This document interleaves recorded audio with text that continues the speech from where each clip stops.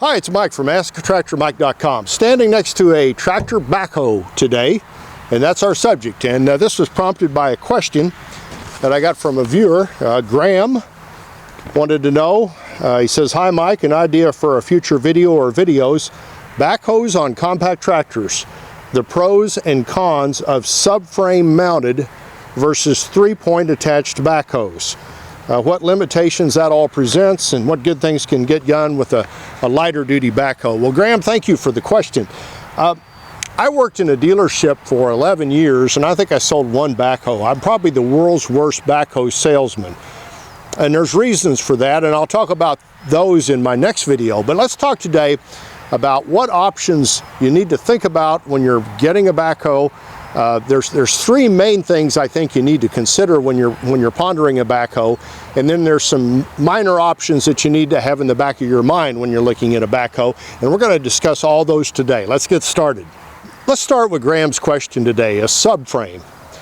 The smaller the tractor, Graham, the more important it is that you get a subframe for your backhoe. And the reason is these small compact tractors are really not designed structurally to support this big weight on the back of the tractor hanging out, especially going across, bouncing across a rough field. So you can save some money by getting a 3-point mounted backhoe, but in the long run, you could do major damage to your tractor with a 3-point mounted backhoe, especially on the smaller tractors. Now, when you get to the mid-range tractors and the full-size tractors, a lot of them have enough frame in them.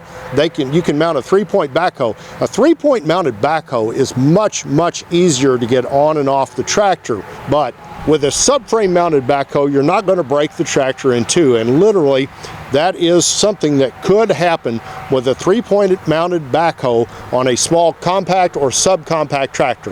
What happens is all that weight in the back bouncing across the field, pretty soon you'll notice the transmission case is leaking and you've got a little crack there, and the little crack becomes a bigger crack, and it's a really, really expensive repair. And what has happened is the torque of the backhoe on the back has broken the tractor literally in two. And I've seen some that where the front half and the back half were kind of a V, so it can be really bad. So on the smaller tractors especially, get the subframe. Now that leads me to the next point. I would recommend, especially if you're buying a new tractor, get the same brand backhoe as you do tractor. And there's a reason for that. Something you may not know, most backhoes, like this one says Mahindra, if your backhoe says Kubota, or it says Deere, or it says whatever name's on the side, Massey, whatever name's on the side of it, most of the time it was not made by that company. Now Kubota owns a company that makes their backhoes, I think, but I'm not so sure any of the major equipment manufacturers make their own backhoes. They buy them from somebody else, have them painted their color, and put their name on it. And I'm not so sure there's not just one or two or maybe three backhoe manufacturers in the country, and they make all of them for everybody. But the reason you need the same brand backhoe as front end loader is because of warranty. If you're buying a new tractor and you get a certain brand of tractor and then a different brand of backhoe, and there's a failure where something happens, and even with a subframe you break something and maybe something major, the backhoe company is going to blame that on the weak tractor. The tractor manufacturer is going to blame it on the backhoe, and you're stuck in the middle with basically no warranty. So if you're buying a new backhoe and tractor, get the same tractor as backhoe. And if there's a warranty issue, it'll be really hard for the manufacturer to weasel out of that. Now, if you've got an older tractor and you're buying an aftermarket, you probably have to get an aftermarket backhoe. Just be careful when you're driving across the rough fields and don't break a tractor in two. And finally today, another major thing you need to think about, and in some cases this is not an option. I always prefer to have a PTO pump powering my backhoe. It's a pump that goes right on the back of the power takeoff shaft and spins as you turn the PTO on, and it's its own self-contained system. It powers the entire backhoe. That's an option on some tractors, and the reason I like that is you're not putting pressure on your tractor, a hydraulic pump running for hours on end. It's on the whole backhoe, and that's less pressure and less stress on your tractor. And if anything goes wrong, it only goes wrong with the backhoe. It doesn't affect the tractor's hydraulic system. The other thing is they're real easy to hook on and take off.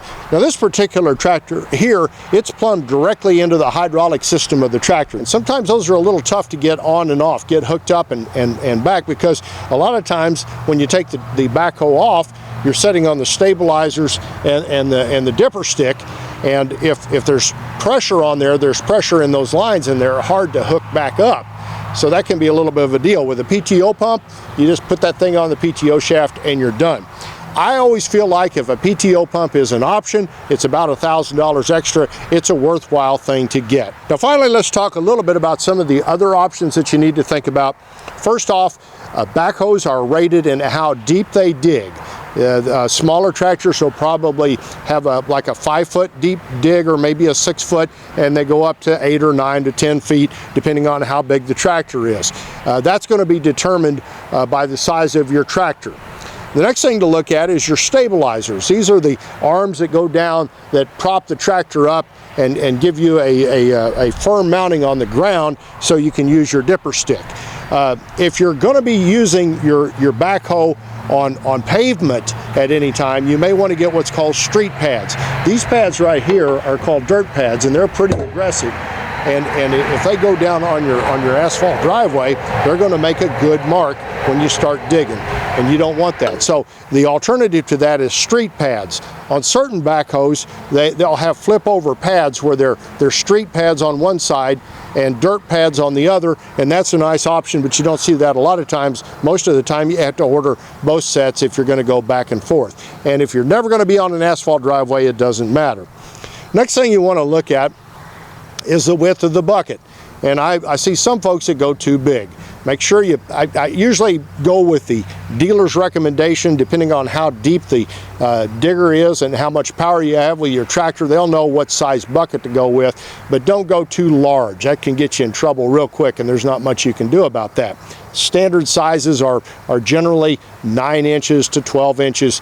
If you've got a subcompact tractor, don't put an 18-inch bucket on the back of it. And finally today, a really handy option to put on a backhoe is called a hydraulic thumb, and it mounts in this bracket right here. And a hydraulic thumb is just kind of what it sounds like. It's a appendage, I guess you would call it, that is actuated by hydraulics. Like if you're using your backhoe and you want to pick up a log, without it you can't do it, but with it you can just get on top of it with your backhoe bucket and then come up with your thumb and attach to it, and then you can pick it up and move it around. Very, very nice feature. If you're going to the expense of getting a backhoe and you can get a hydraulic thumb, get the thumb. Very important. I've never actually done a video where I take a backhoe off a tractor and put it back on, but I helped a dealer do videos for his dealership where they did that, and I'm going to post links up here if you'd like to see what it's like. This is with a Massey tractor, but the same principles pretty much apply to any tractor if you're taking them off. And if you'd like to subscribe to my channel, click the mic face icon. Thanks for watching.